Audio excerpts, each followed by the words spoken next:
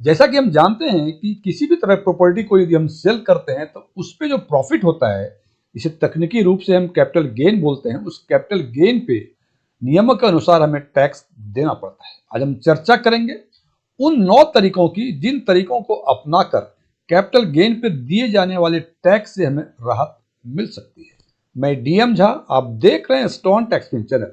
यदि इस वीडियो से आपको कोई नई जानकारी मिली हो या ये वीडियो आपको अच्छा लगे, इसको लाइक करें, अपने फ्रेंड्स के साथ शेयर करें और कमेंट बॉक्स में जाकर यस लिखें। और यदि लगे कि इस वीडियो में ऐसी कोई जानकारी नहीं है जो पहले से आपको नहीं पता थी या आपको ये वीडियो ही पसंद ना आया हो, तो कमेंट बॉक्स में जाके नो लिखें। और यदि आपकी रुचि बैंकिंग, इन्वेस्टमेंट, खासकर म्यूचुअल फंड इन्वेस्टमेंट और डायरेक्ट टैक्सेशन में है और अभी तक आपने मेरे चैनल को सब्सक्राइब नहीं किया है, तो मेरे चैनल को सब्सक्राइब करें और ऑल बटन पे क्लिक करें ताकि हमारे सभी नए वीडियो की नोटिफिकेशन आपको लगातार मिलती रहे।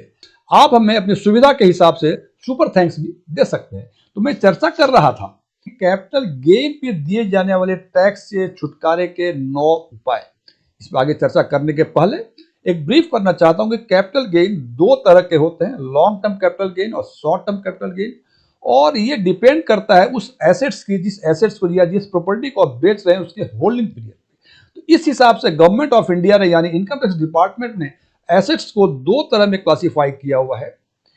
एक है इक्विटी एसेट्स, एक है non equity assets. Equity assets means equity mutual fund या इक्विटी शेयर्स को यदि 12 महीने से कम समय तक के लिए होल्ड करते हैं और उसको बेचते हैं तो उस पर जो गेन होगा वो शॉर्ट टर्म कैपिटल गेन होगा।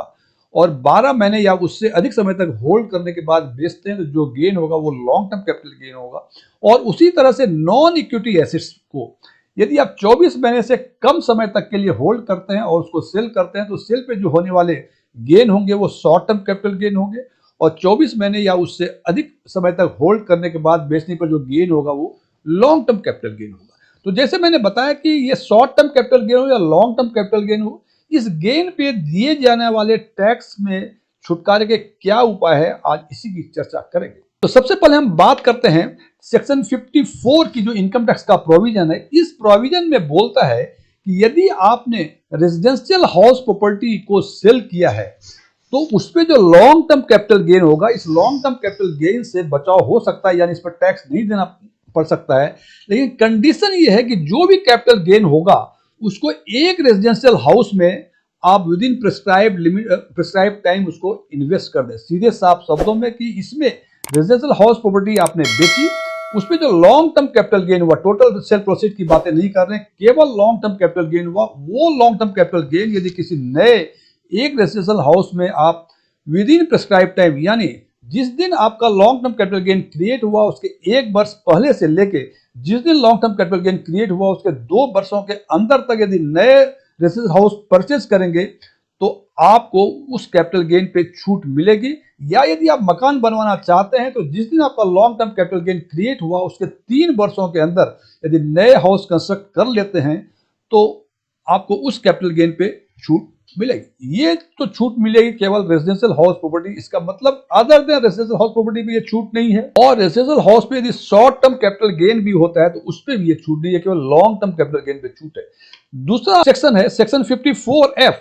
ये लागू होता है रेजिडेंशियल प्रॉपर्टी के अलावे बाकी सारी तरह की प्रॉपर्टी, यानी इक्विटी हो, इक्विटी म्यूचुअल फंड्स हो, कोई लैंड हो या कुछ और तरह के कैपिटल एसेट्स हो, उसको यदि बेचेंगे और उस पे यदि लॉन्ग टर्म कैपिटल गेन होता है तो उस लॉन्ग टर्म कैपिटल गेन पे आपको छूट मिल सकती है। कंडीशन है इसमें जो इंटायर सेल कंसिडरेशन यानी जितने में आपने बेची है वो सारे पैसे यदि एक रेजिडेंशियल हाउस में आप इन्वेस्ट कर देंगे with in the prescribe time, जो बताया कि 1 साल पहले से लेकर 2 साल बाद तक, और कंस्ट्रक्शन करने के केस में 3 साल बाद तक यदि इन्वेस्ट कर देंगे तो आपको उस पर दिए जाने वाले कैपिटल गेन टैक्स की छूट मिल जाएगी। अब देखें इन दोनों में एक फर्क देखें आपने। यहां हमने कहा कि रेजिडेंशियल हाउस प्रॉपर्टी है तो इन्वेस्ट कैपिटल गेन मतलब केवल जो कैपिटल गेन हुआ है उसी को इन्वेस्ट करना है, लेकिन नॉन रेजिडेंशियल हाउस में इंटायर सेल कंसिडरेशन आपको इन्वेस्ट करने पड़े। उदाहरण के तौर पे यदि आपने कोई मकान खरीद, कोई रेजिडेंशियल हाउस खरीदी 10 लाख रुपए में, उसको 15 लाख रुपए में बेच दिया आपने, तो 5 लाख रुपए कैपिटल गेन हुए और उस 5 लाख रुपए को यदि कुछ किसी नए हाउस प्रॉपर्टी में इन्वेस्ट कर देंगे विद इन प्रेस्क्राइब लिमिट तो आपको छूट मिलेगी। लेकिन यदि ये प्रॉपर्टी नॉन रेजिडेंशियल हाउस है तो 10 लाख में खरीदी और 15 लाख में बेची तो पूरे के पूरे 15 लाख यदि इन्वेस्ट करेंगे तभी आपको इस पे दिए जाने वाले कैपिटल गेन से छूट मिल सकती है। तो इन दोनों में एक फर्क ये समझ लें। तीसरा सेक्शन है सेक्शन 54 EC। इस सेक्शन में कहा जाता है कि यदि कोई भी लैंड या बिल्डिंग आप सेल करते हैं और सेल करने के बाद उस पर यदि लॉन्ग टर्म कैपिटल गेन होता है तो मैक्सिमम उसमें 50 लाख रुपए आप यदि स्पेसिफिक बॉन्ड्स यानी NHI बॉन्ड, REC बॉन्ड में यदि 6 महीने के अंदर इन्वेस्ट कर देते हैं तो मैक्सिमम 50 लाख रुपए कैपिटल गेन पे जो टैक्स आपको पेबल था उस पर छूट मिल सकती है। इसका मतलब यदि 40 लाख रुपए का ही कैपिटल गेन हुआ है तो 40 लाख रुपए पूरे के पूरे इन्वेस्ट कर देंगे तो आपको पूरा टैक्स मिलेगा। और यदि मान लीजिए 70 lakh capital gain, long term capital gain हुआ है तो मैक्सिमम 50 लाख आप इसमें इन्वेस्ट कर दें तो बाकी 20 लाख रुपए पे आपको टैक्स पेबल होगा, या 20 लाख रुपए को कहीं और इन्वेस्ट कर सकते हैं जैसे सेक्शन 54 या 54F के अंतर्गत तो पूरे के पूरे पे आपको कैपिटल गेन टैक्स पर छूट मिल जाएगा। तो ये 6 महीने के अंदर आपको इन्वेस्ट करना होता है। चौथा उपाय है सेक्शन 54E के अंदर लिखा हुआ है। इस पे लिखा है कि sale of any long term capital assets, यानी इसमें रेजिडेंशियल हाउस प्रॉपर्टी भी हो सकते हैं, other than residential house property भी हो सकते हैं, और किसी भी तरह के लॉन्ग टर्म कैपिटल एसेट्स को आप यदि बेचेंगे और उसके बेचने पे यदि long term capital gain create होता है तो यहां भी है कि 50 लाख रुपए तक आप यदि कैपिटल गेन इन्वेस्ट कर देंगे गवर्नमेंट के नोटिफाइड यूनिट्स या फंड्स में तो आपको इस अमाउंट पे छूट मिलेगी। लेकिन मैक्सिमम इसमें भी लिमिट जो है 50 लाख रुपए ही है। 54 EC में लिखा हुआ था स्पेसिफिक बॉन्ड्स में, और 54 EE में लिखा हुआ है स्पेसिफिक गवर्नमेंट नोटिफाइड यूनिट्स में। ये दोनों को फर्क देखें। लेकिन और बाकी जो सीमाएं हैं बराबर ही हैं कि 50 लाख रुपए 54 EC में भी और 50 लाख रुपए 54 EE में भी।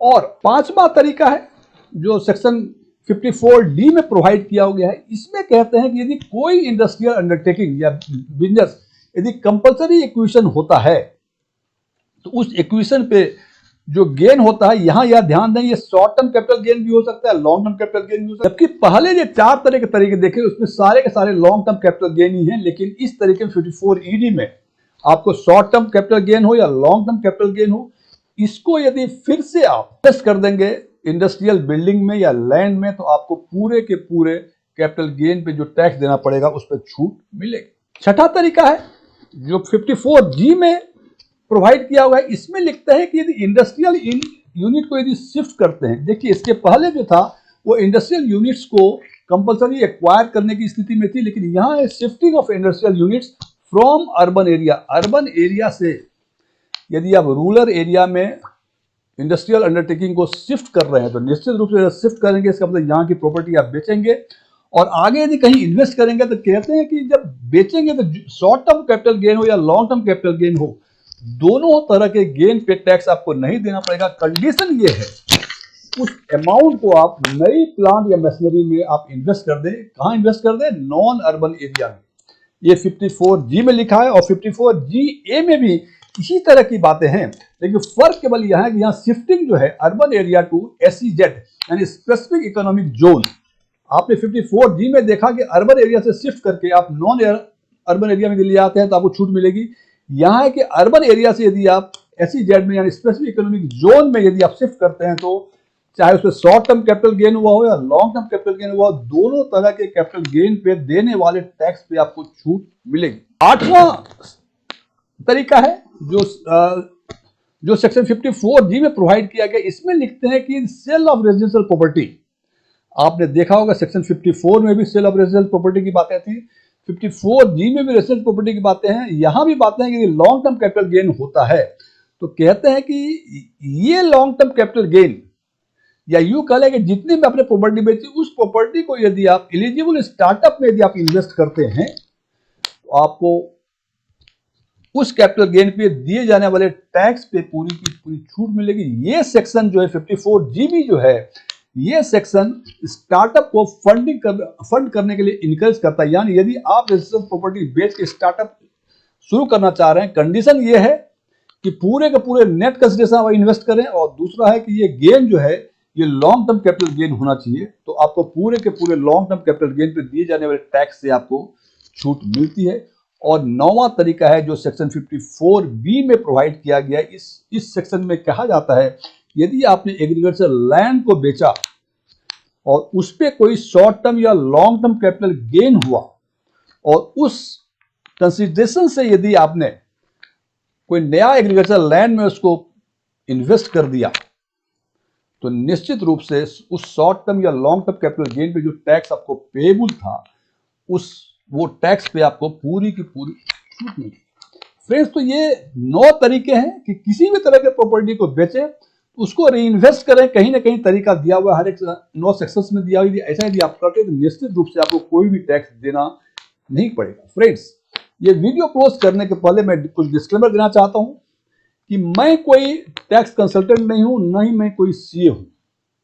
ओपन डोमेन में जो भी इंफॉर्मेशन अवेलेबल है उसके बेसिस पे मैं आम लोगों के लिए आम वीडियो बनाया करता हूं। मेरे विचार थे, यदि आप मेरे विचारों से सहमत हैं तो कमेंट बॉक्स में जाके एग्रीड लिखें, और यदि मेरे विचारों से आप सहमत नहीं है तो कमेंट बॉक्स में जाके नॉट एग्रीड लिखें। लेकिन नॉट एग्रीड लिखने के साथ साथ अपना कारण जरूर बताएं कि किस कारण से आप मेरे विचारों से सहमत नहीं है। Thank you.